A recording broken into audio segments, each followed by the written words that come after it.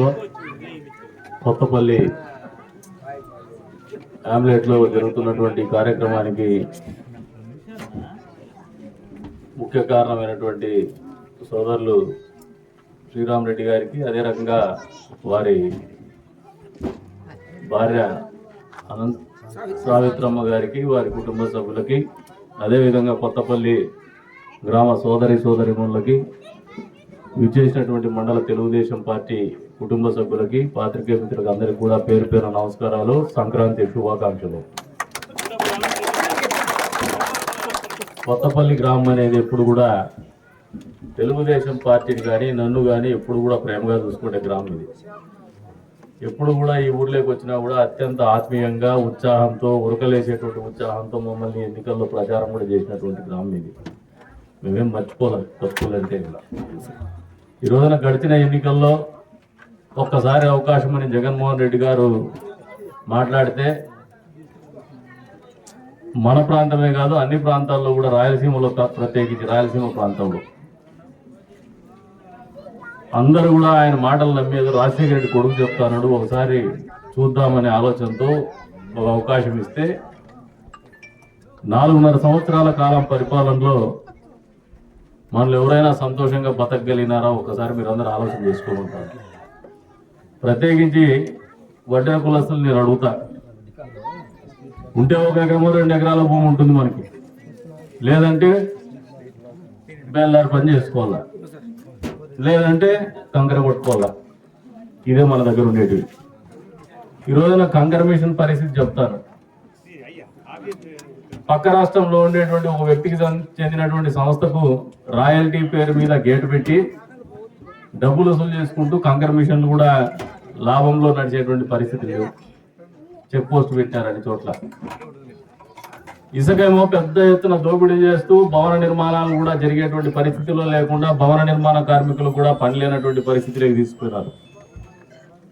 ఇక వ్యవసాయం చేద్దామంటే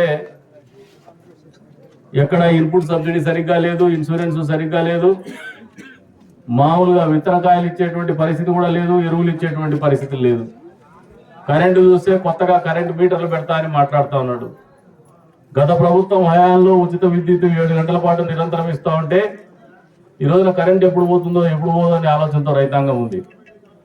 అంతేకాకుండా విద్యుత్ మీటర్లు అనేది కేంద్ర ప్రభుత్వం ఏదైతే ఒత్తిడి తెస్తే దాని మీద కూడా స్మార్ట్ మీటర్లు పెడతామని చెప్పేసి అది ఒక వ్యాపారం కింద ఆయనకు చెందినటువంటి గుత్తేదారు ఎవరైతే ఉన్నారో కడపకు చెందినటువంటి సిద్ధి సాయి ఎలక్ట్రికల్స్ పేరు మీద అవినాష్ రెడ్డి కూడా దాంట్లో ఒక బినామీ ఉన్నాడు పార్ట్నర్గా. మీ మండలానికి చెందినటువంటి వ్యక్తి కూడా దానికి వ్యాపార నిమిత్తం డబ్బులు ఇచ్చేసి వడ్డీలు వసూలు చేసుకుంటున్నారు. వాళ్ళ వ్యాపారం జరుగుతుంది కానీ ఆ సిద్ధి సాయి ఎలక్ట్రికల్స్ పక్కనే ఉన్నటువంటి మన కదిరి నియోజకవర్గం మీద మాత్రం సీతకన్నేసింది. రాష్ట్ర వ్యాప్తంగా మీటర్ల పేరు మీద సీతకన్నేస్తే కదిరి ప్రాంతం మీద మాత్రం ఎన్పికుంట మండలంలో మళ్ళీ అక్కడ కూడా వడ్డేరు సోదరులే ఉన్నారు. అక్కడ బిగులు భూములు ఉంటే ఆడ గొర్రెలు మేపుకుంటా అంటే చిన్న చిన్న రైతులు, ప్రత్యేకించి వడ్డేరు సోదరులే, వడ్డేరు కుటుంబాలే, ఏగిలి కుటుంబాలు కొన్ని. ఆ భూముల మీద కూడా కన్నేసి దాన్ని కూడా కొట్టేసే ఆలోచనలేకి సిద్ధి సాయి ఎలక్ట్రికల్స్ కంపెనీ పోతా ఉందంటే పక్కనే పులివెందుల్లో ఉండేటువంటి ముఖ్యమంత్రి ఎక్కడైనా ఉపయోగపడతాడని చెప్పేసి మీరందరూ కూడా మాటలు నమ్మేసి ఒకసారి అవకాశం ఇచ్చినారు.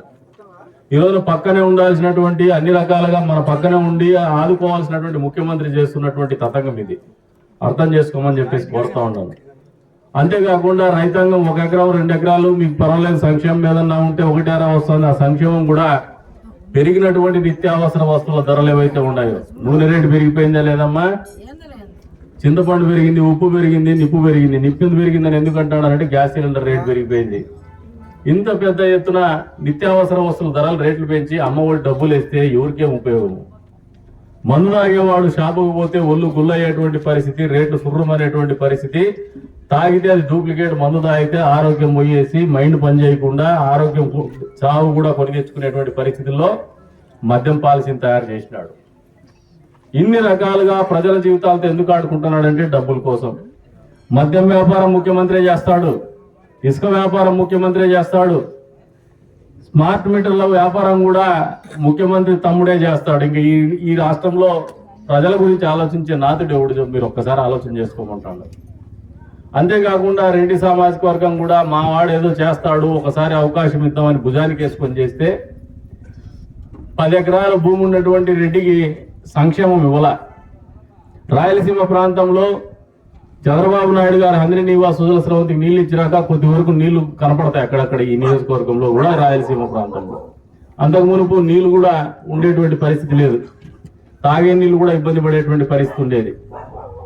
ఏ రైతైనా కూడా పంట పెట్టుకోవాలంటే వర్షం మీద ఆధారపడేటువంటి పరిస్థితులు ఉండేవాడు.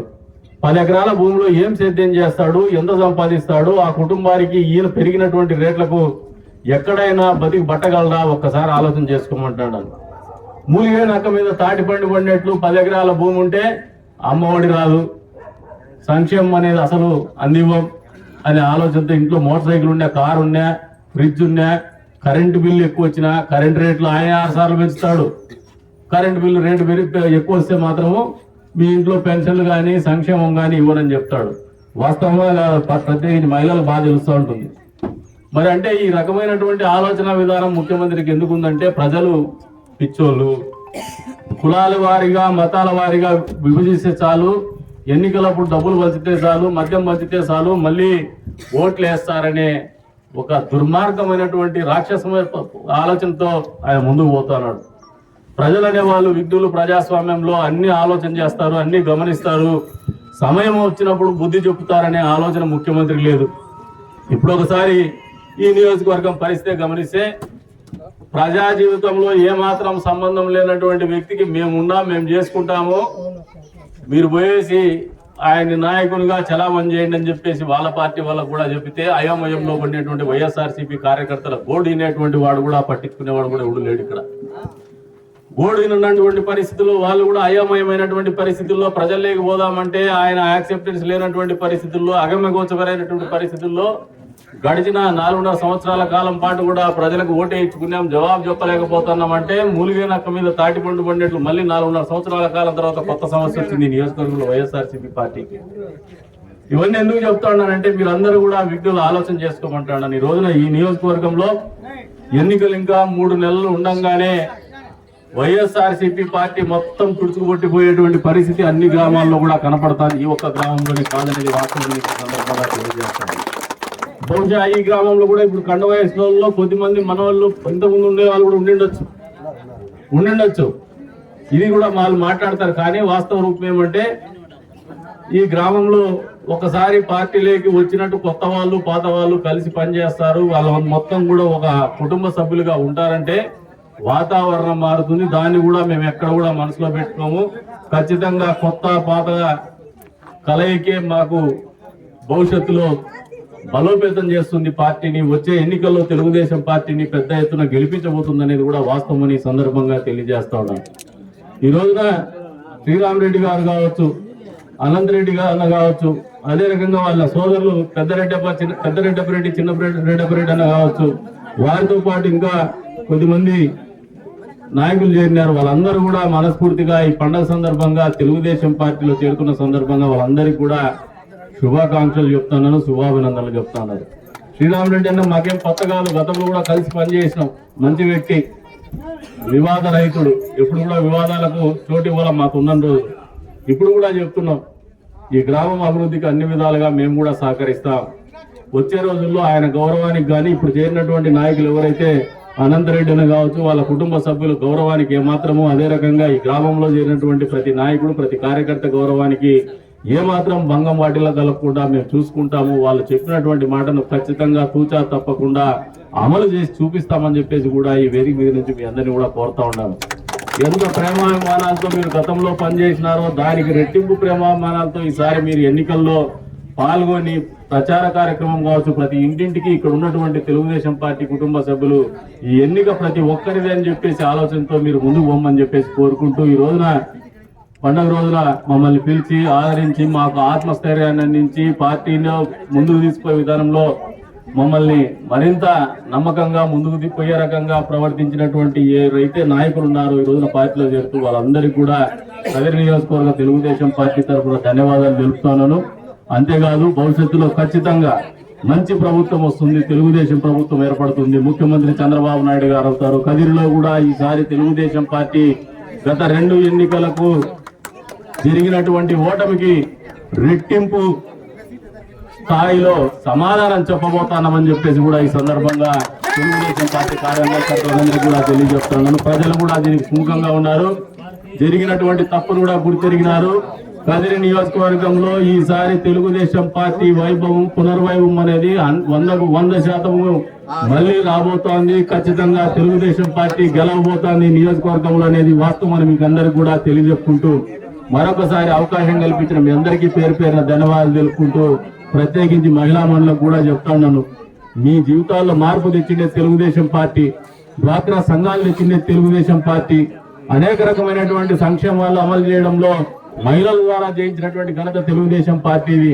మరి ఇంత పెద్ద ఎత్తున మహిళల్ని ఆదరించి వాళ్ళ సాధికారకతకు ఉపయోగపడినటువంటి చంద్రబాబు నాయుడు గారి నాయకత్వాన్ని కానీ తెలుగుదేశం పార్టీని కానీ మీరందరూ కూడా మనస్ఫూర్తిగా ఆదరించమని చెప్పేసి వాళ్ళకు కూడా ప్రత్యేకంగా విజ్ఞప్తి చేస్తూ అవకాశం కల్పించినటువంటి ప్రతి ఒక్కరికి కూడా పేరు పేరున ధన్యవాదాలు తెలుపుకుంటూ సెలవు తీసుకుంటున్నాను. జై తెలుగుదేశం, జై చంద్రబాబు.